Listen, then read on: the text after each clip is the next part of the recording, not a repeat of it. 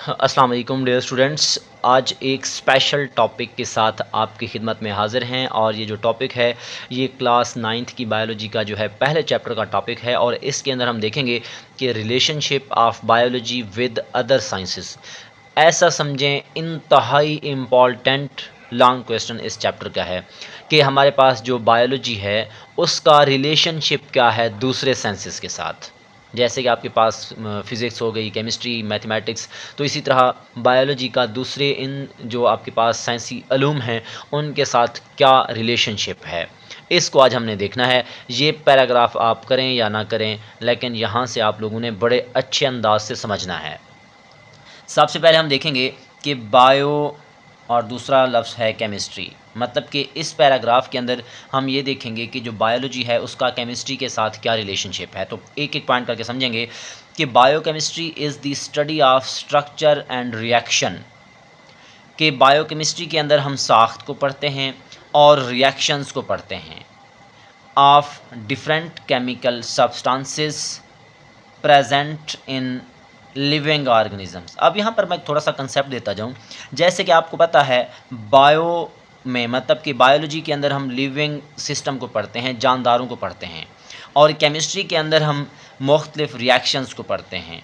अब यहाँ पर आप देख सकते हैं कि रिएक्शंस हो रहे हैं उन केमिकल सब्सटेंसेस के जो जानदारों के अंदर हैं। मतलब कि हम बायो में जानदारों को पढ़ते हैं और रिएक्शंस वगैरह हम केमिस्ट्री में पढ़ते हैं।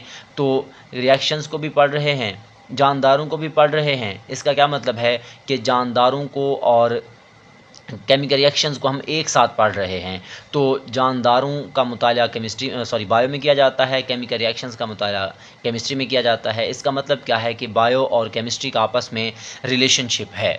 तो इसकी अगर एग्जांपल देखें, the study of chemical reactions, कि आपके पास जो केमिकल रिएक्शंस की स्टडी है, केमिकल रिएक्शंस को पढ़ना है, जैसे कि फोटोसिंथेसिस एंड रेस्पिरेशन। आप लोगों ने पढ़ा होगा फोटोसिंथेसिस और रेस्पिरेशन जो है ये रिएक्शंस होते हैं। फोटोसिंथेसिस में CO2, H2O, C6H2, ये आप लोगों ने हमेशा से बचपन से जो है वो फोटोसिंथेसिस की मसाबात पढ़ी होगी। तो वो केमिकल रिएक्शंस होते हैं। इसी तरह जब ग्लूकोज बन जाता है तो ग्लूकोज को जब तोड़ा जाता है तो फोटोसिंथेसिस का रिवर्स प्रोसेस हो जाता है। तो फोटोसिंथेसिस भी केमिकल रिएक्शन है, रेस्पिरेशन भी केमिकल रिएक्शन है, और ये कहाँ पर हो रहे हैं? जानदारों की बॉडी के अंदर हो रहे हैं। इसलिए हम पढ़ते हैं, हम कह सकते हैं कि बायो का और केमिस्ट्री का आपस में रिलेशनशिप है, जिसको हम बायोकेमिस्ट्री का नाम देंगे। और ये एग्जांपल्स हैं फोटोसिंथेसिस और रेस्पिरेशन की। किस चीज़ की? बायोकेमिस्ट्री की, जिसमें हम फोटोसिंथेसिस भी रिएक्शन होगा, रेस्पिरेशन भी रिएक्शन होगा, लेकिन कहाँ पर हो रहे होंगे? जानदारों की बॉडी में। इसलिए हम कह सकते हैं कि बायो का और केमिस्ट्री का आपस में रिलेशनशिप है। इसी तरह नेक्स्ट है आपके पास बायो और फिज़िक्स। मतलब कि इस चीज़ के अंदर इसमें हम किसको पढ़ेंगे? बायो और फिज़िक्स का जो आपस में रिलेशनशिप है उसको पढ़ेंगे। तो जहन में रखिएगा, बायो फिज़िक्स के अंदर हम स्टडी करते हैं प्रिंसिपल्स ऑफ फ़िज़िक्स की। मतलब कि फ़िज़िक्स के उन कवानीन की जो है स्टडी करेंगे जो अप्लाई हो रहे होते हैं बायोलॉजिकल प्रोसेस के अंदर। बायोलॉजिकल प्रोसेस का क्या मतलब है कि जो हमारी जो जानदार हैं, जानदारों की बॉडी में, जानदारों के अंदर, जानदारों के पास जो फ़िज़िक्स के कवानीन, फ़िज़िक्स के प्रिंसिपल्स, फ़िज़िक्स के असूल जो अप्लाई हो रहे हैं, जो वहाँ पर इस्तेमाल हो रहे हैं। तो फ़िज़िक्स के असूल हैं, इस्तेमाल कहाँ हो रहे हैं? बायोलॉजी में। इसका क्या मतलब है कि बायो का और फिज़िक्स का आपस में क्या है? रिलेशनशिप है।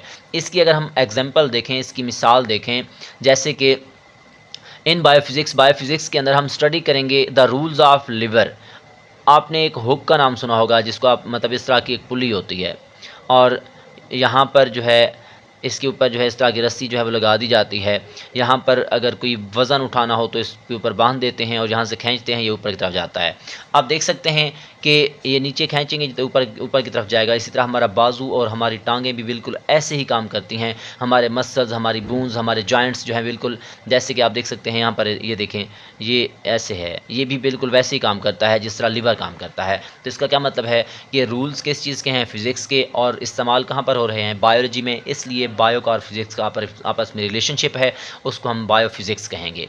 इसी तरह हम बात करते हैं कंप्यूटेशनल बायोलॉजी। अब कंप्यूटेशनल के अंदर हम क्या करेंगे कि कंप्यूटेशनल बायोलॉजी के अंदर जो साइंसदान हैं वो यूज़ करते हैं, वो इस्तेमाल करते हैं मैथमेटिकल मॉडल्स को, मैथ के मॉडल्स को इस्तेमाल करेंगे, मैथ के असूलों को इस्तेमाल करेंगे, अलगोरिथम्स जो आपके पास मैथ के जो आपके पास असूल होते हैं उनको इस्तेमाल करते हैं, एंड कंप्यूटर सिमुलेशंस के आपके पास जो कंप्यूटर हैं उनको उनके असूलों को इस्तेमाल करके जो है हम अंडरस्टैंड करते हैं, हम समझते हैं बायोलॉजिकल सिस्टम को और इसी तरह रिलेशनशिप को जो कि इन्वॉल्व हो रहा है किस चीज़ के अंदर, एनालाइज करने में बायोलॉजिकल डेटा को, such as sequence of amino acids in a protein. अब इस पैराग्राफ का मतलब पहले आप समझें कि हम क्या करेंगे कंप्यूटेशनल बायोलॉजी के अंदर, हम मैथ के मॉडल्स को यूज़ करेंगे, मैथ के अलगोरिथम्स को यूज़ करेंगे, इसी तरह कंप्यूटर को यूज़ करेंगे, कंप्यूटर के अंदर डाटा जो है वो डालेंगे। कहाँ से डाटा लिया हुआ होगा, हमारे पास जानदारों की बॉडी के अंदर से, जैसे कि आपके पास सीक्वेंस ऑफ अमीनो एसिड्स, आपको पता है प्रोटीन है, प्रोटीन के अंदर अमीनो एसिड्स आपस में जुड़े हुए होते हैं। अब अमीनो एसिड्स की गिनती करना वो भी तो मैथमेटिक्स है, उसको फिर कंप्यूटर के अंदर जाकर स्टडी करना, उनको अंडरस्टैंड करना कि कौन सा अमीनो एसिड्स कैसे जुड़ा हुआ है, इन सब चीज़ों का मुताला जो हम किस में करते हैं, कंप्यूटेशनल बायोलॉजी के अंदर करते हैं। इसके बाद है आपके पास बायोजियोग्राफी। अब बायोजियोग्राफी 3 अल्फाज हैं। पहला है बायो, इसका मतलब है लिविंग ऑर्गेनिज्म, जियो का मतलब है आपके पास ज़मीन, ग्राफी का मतलब है फैलाव, मतलब ज़मीन के मुख्तलिफ जोग्राफियाई हिस्सों के अंदर जो जानदारों का फैलाव है उसका मुताला जब करेंगे तो उसको हम बोलेंगे बायोजियोग्राफी। तो इसमें आप पढ़ते हैं it deals with the study of distribution. Distribution का मतलब है फैलाव, किस चीज़ का फैलाव, ऑफ लिविंग ऑर्गेनिज्म, जानदारों का, in different geographical regions of the world, ज़मीन के मुख्तलिफ जोग्राफियाई इलाकों के अंदर जो जानदार फैले हुए हैं उनका अगर हम मुताला करेंगे तब वो क्या होगी, बायोजियोग्राफी होगी। The influence of climate change, कि आपके पास जो आबो हवा है उसके अंदर अगर चेंज आए तब वो क्या करता है, on the distribution of organism is also study in biogeography, कि बायोजियोग्राफी की मदद से हम कोई भी इलाका है वहाँ पर जो आबो हवा है उसमें जो चेंज आया है उसका जानदारों पर क्या असर है, उन तमाम चीज़ों का मुताला भी हम किस में कर रहे होते हैं, बायोजियोग्राफी के अंदर।